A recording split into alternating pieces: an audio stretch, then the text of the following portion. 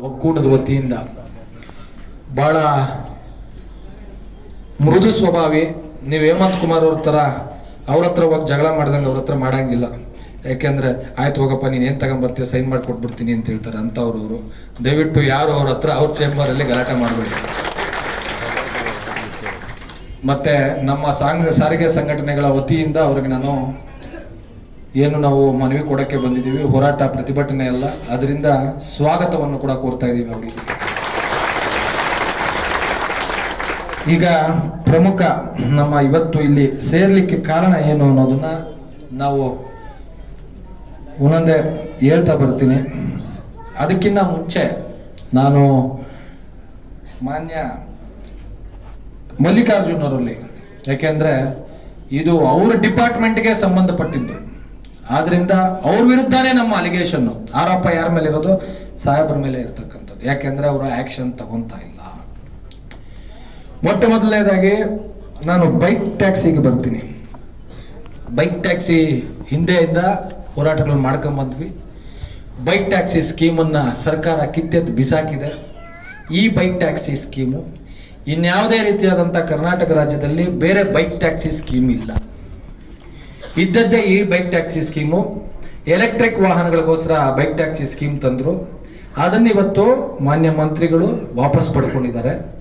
ಅದು ಪಡ್ಕೊಂಡ ಮೇಲೆ ಇವತ್ತು ಯಾವುದೇ ಬೈಕ್ ಟ್ಯಾಕ್ಸಿ ರಾಜ್ಯದಲ್ಲಿ ಓಡಾಡ್ತಾ ಇದ್ರು ಅದು ಇಲ್ಲೀಗಲ್, ಕಾನೂನು ಬಾಹಿರವಾಗಿ ಅದು ಹೋರಾಟ ಮಾಡ್ತಾ ಇದೆ. ಇದರಲ್ಲಿ ಎರಡು ವಿಷಯ ಇದೆ.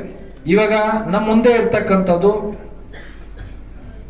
ನ್ಯಾಯಾಲಯಕ್ಕೆ ಇವತ್ತು ಏನ್ ನಮ್ಮಲ್ಲಿ ಇಲ್ಲಿ ಚಾಲಕರು ಏನಿದೀವಿ, ಅದೇ ರೀತಿ ಚಾಲಕರು ಅವರು ಬೈಕ್ ಟ್ಯಾಕ್ಸಿ ಅವರು ಕೂಡ ಅವರೊಂದು ಅಸೋಸಿಯೇಷನ್, ಯಾರೋ ಒಬ್ಬ ರೆಡ್ಡಿಯನ್ನೋ ಶ್ರೀನಿವಾಸ್ ರೆಡ್ಡಿನೋ ಆನಂದ್ ರೆಡ್ಡಿ ಅನ್ನೋ ಅಂತ ಹೆಸರಲ್ಲಿ ಒಂದು ಸಂಘಟನೆಯನ್ನ ಮಾಡಿಕೊಂಡು ನ್ಯಾಯಾಲಯಕ್ಕೆ ಹೋಗ್ಬಿಟ್ಟು ಒಂದು ಸ್ಟೇನ್ ತಗೊಂಡ್ಬಂದಿದ್ದಾರೆ. ಏನಂತ ಸ್ಟೇ ತಗೊಂಡ್ಬಂದಿದ್ದಾರೆ ಅಂದ್ರೆ, ಬೈಕ್ ಟ್ಯಾಕ್ಸಿಗಳಲ್ಲಿ ನಾವು ಓಡಿಸ್ತಾ ಇದ್ರೆ ರಾಜ್ಯದಲ್ಲಿ ನಮಗೆ ಆಟೋ ಚಾಲಕರು ನಿಲ್ಲಿಸಿ ಅವರು ಹೊಡಿತಾರೆ ಬಡಿತಾರೆ, ಅವರಿಂದ ನಮಗೆ ಪೊಲೀಸ್ ಕಡೆಯಿಂದ ಒಂದು ಸೆಕ್ಯೂರಿಟಿ ಕೊಡಿಸಿ, ಪ್ರೊಟೆಕ್ಷನ್ ಕೊಡಿಸಿ, RTOಗಳಿಗೂ ಕೂಡ ಡೈರೆಕ್ಷನ್ ಕೊಡಿ ಅಂತ ಒಪ್ಕೊಂಬೇಡ. ನಾವೇನು ಬೇಡ ಅಂತ ಹೇಳ್ತಾ ಇಲ್ಲ, ಪ್ರೊಟೆಕ್ಷನ್ ಪೊಲೀಸರು ಕೊಡ್ಲಿ. ನಮ್ಗೆ ಯಾವುದೇ ರೀತಿಯಾದಂಥ ಆಟೋ ಚಾಲಕರುಗಳಿಗೆ ಆ ಒಂದು ಹಕ್ಕಿಲ್ಲ. ಆದ್ರೆ ಸಾರಿಗೆ ಇಲಾಖೆ ಕಾನೂನಿನ ವಿರುದ್ಧವಾಗಿ ಯಾರು ಸಂಚಾರ ಮಾಡ್ತಾ ಇದ್ದಾರೆ ಅದನ್ನ ನಿಲ್ಲಿಸುವಂತ ಅಧಿಕಾರ ಸಾರಿಗೆ ಅಧಿಕಾರಿಗಳಿಗಿದೆ. ಈಗ ಎರಡನೇ ಪಾಯಿಂಟ್ ಬರೋದಿಲ್ಲ ಏನು ಅಂತಂದ್ರೆ, ಅವ್ರು ಸ್ಟೇ ತಗೊಂಡಿದ್ದಾರೆ, ನಾವೇನಕ್ಕೂ ಮಾಡಕ್ಕಾಗಲ್ಲ. ಸ್ಟೇ ತಗೊಂಡು 2-3 ತಿಂಗಳಾಯ್ತು, ಇದುವರೆಗೆ ತನಕ ನೀವು ವೆಕೇಟ್ ಆಕ್ಟ್ ಮಾಡಿಸ್ಲಿಲ್ಲ. ಒಬ್ಬ ಎನ್ಫೋರ್ಸ್ಮೆಂಟ್ ವಿರುದ್ಧ ಸ್ಟೇ ತಗೊಂಬಂದ್ರೆ ನಮ್ಮಲ್ಲಿ ಅಧಿಕಾರಿಗಳಿಗೆ ಎಷ್ಟು ಲಂಚ ಈ ಅಗ್ರಿಗೇಟರ್ ಕಂಪನಿಗಳು ಕೊಡ್ತಾ ಇದ್ದಾರೆ? ಯಾರು ಚಪ್ಪಾಳೆ ತಟ್ಟಬೇಡಿ, ದಯವಿಟ್ಟು ಮಾತಾಡೋ ತನಕ ಚಪ್ಪಾಳೆ ತಟ್ಟಬೇಡಿ, ತಿಳ್ಕೊಳ್ಳಿ.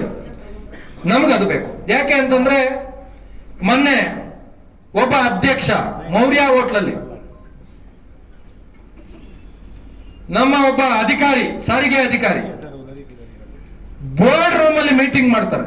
ಯಾವ ಕಾರಣಕ್ಕಾಗಿ ಆ ಅಧ್ಯಕ್ಷನ ಜೊತೆಯಲ್ಲಿ ಮೌರ್ಯ ಹೋಟ್ಲಲ್ಲಿ ಬೋರ್ಡ್ ಮೀಟಿಂಗ್ ಮಾಡಿದ್ರು?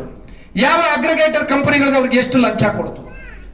VLTD ಯಲ್ಲೂ ನಮ್ಗೆ ಅನ್ಯಾಯ ಆಗ್ತಾ ಇದೆ, ಬೈಕ್ ಟ್ಯಾಕ್ಸಿ ವಿಷಯದಲ್ಲೂ ಕೂಡ ನಮ್ಗೆ ಅನ್ಯಾಯ ಆಗ್ತಾ ಇದೆ. ನೀವು ಲಂಚ ತಗೊಂತೀರೋ ಬಿಡ್ತಿರೋ ಅದು ನಮಗ್ ಸಂಬಂಧಪಟ್ಟಿದ್ದಲ್ಲ. ನಮಗೆ ಬೇಕಾಗಿರ್ತಕ್ಕಂಥದ್ದು ಇಲ್ಲೀಗಲ್ ಬೈಕ್ ಟ್ಯಾಕ್ಸಿ ಇವತ್ತೇನ್ ರನ್ ಆಗ್ತಾ ಇದೆ ಅದು ತತ್ಪಕ್ಷದಿಂದ ನಾಳೆಯಿಂದಲೇ ಎನ್ಫೋರ್ಸ್ಮೆಂಟ್ ಸ್ಟಾರ್ಟ್ ಆಗ್ಬೇಕು. ಇದು ನಮ್ಮ ಬೇಡಿಕೆ. ನಾಳೆಯಿಂದ ಎಲ್ಲ ವಾಹನಗಳನ್ನು ಕಾನೂನು ಕಂಟೆಂಪ್ಟ್ ಆಗತ್ತಾ? ನಮ್ಮ ಮನವಿಯ ಮೇಲೆ ನಮ್ಮನ್ನೂ ಒಂದು ಪಾರ್ಟಿ ಮಾಡಿ ಇಂಪ್ಲೀಡ್ ಮಾಡಿ, ಇಲ್ಲಿರ್ತಕ್ಕಂಥ ಎಲ್ಲಾ ಅಧ್ಯಕ್ಷರುಗಳು ಸೈನ್ ಮಾಡಿ ಕೊಡ್ತಾ ಇದೀವಿ. ನಮ್ಮನ್ನೂ ಪಾರ್ಟಿ ಮಾಡಿ ನಾವು ಕಂಟೆಂಪ್ಟ್ ಅಲ್ಲಿ ಒಳಗಡೆ ಹೋಗಕ್ ರೆಡಿ ಇದೀವಿ.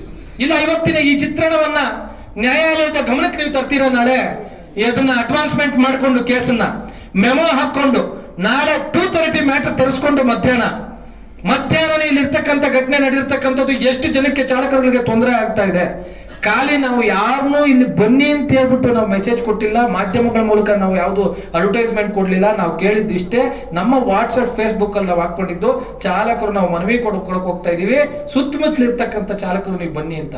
ಇಲ್ಲಿ ಎಷ್ಟು ಜನಕ್ಕೆ ಹೊಟ್ಟೆ ಉರಿದಿದ್ರೆ ಸರ್ ತಾವೇ ಅರ್ಥ ಮಾಡ್ಕೋಬೇಕು. ಎಷ್ಟು ಜನಕ್ಕೆ ತೊಂದರೆ ಇದ್ರೆ ಅವ್ರು ಇಷ್ಟು ಜನ 1 hour ಅಲ್ಲಿ ಕೇವಲ ಸೇರ್ತಾರೆ ಅಂತ. ಅಂದ್ರೆ ಇಲ್ಲಿ ಇರ್ತಕ್ಕಂಥ ಚಾಲಕರಿಗಿನ್ನ ಎಲ್ಲೋ ಅಫ್ಘಾನಿಸ್ತಾನದಿಂದ, ಬಾಂಗ್ಲಾದೇಶದಿಂದ ವೆಸ್ಟ್ ಬೆಂಗಾಲಿಂದ, ಅಸ್ಸಾಂನಿಂದ ಬಂದು ಇಲ್ಲಿ ಬೈಕ್ ಟ್ಯಾಕ್ಸಿ ಓಡಿಸ್ತಾ ಇರೋನು ನಿಮ್ಗೆ ಮುಖ್ಯನಾ? ಅವನು ಜೀವನ ಮಾಡ್ತಾ ಇದ್ದಾನ, ಮಾಡ್ಲಿ ಕಾನೂನು ರೀತಿಯಲ್ಲಿ ನಾವು ಬೇಡ ಅಂತ ಹೇಳಲ್ಲ. ನಮ್ಮ ಚಾಲಕರು ತೆರಿಗೆ ಕಟ್ತಾ ಇದೀವಿ, ನಿಮ್ಗೆ ಇನ್ಶೂರೆನ್ಸ್ ಕಟ್ತಾ ಇದೀವಿ. ಇವತ್ತು ಒಬ್ಬ ಆಟೋ ರಿಕ್ಷಾ ಚಾಲಕ ಮನೆಗೆ 800 ರೂಪಾಯಿ ಫುಲ್ ಡೇ 800 ರೂಪಾಯಿ ಬಿಸ್ನೆಸ್ ಮಾಡಕ್ ಆಗ್ತಾ ಇಲ್ಲ. ಟ್ಯಾಕ್ಸಿ ಅವರು 1,500 ರೂಪಾಯಿ ಮಾಡಕ್ ಆಗ್ತಾ ಇಲ್ಲ ದಿನ. 1,500 ರೂಪಾಯಿ ಅವ್ನು ಮಾಡ್ಲಿಲ್ಲ ಅಂದ್ರೆ 1500 ರೂಪಾಯಿ ಅವ್ನು ಮಾಡ್ಲಿಲ್ಲ ಅಂತಂದ್ರೆ ಅವ್ನು EMI ಏನ್ ಕಟ್ತಾನೆ, ಅವನು ಇನ್ಶೂರೆನ್ಸ್ ಏನ್ ಕಟ್ತಾನೆ, ನಿಮಗೆ ತೆರಿಗೆ ಏನ್ ಕೊಡ್ತಾನೆ, ನೀವು ಗಾಡಿಗಳು ಇಡ್ದಾಗ ಲಂಚ ಏನ್ ಕೊಡ್ತಾನೆ, ಅವ್ನ ಮನೆ ಅವನ ಹೆಂಡತಿ ಮಕ್ಕಳು ನೆನ್ಸಾಕ್ತಾನೆ, ಸಾಯ್ಬೇಕಾ ಅವನು?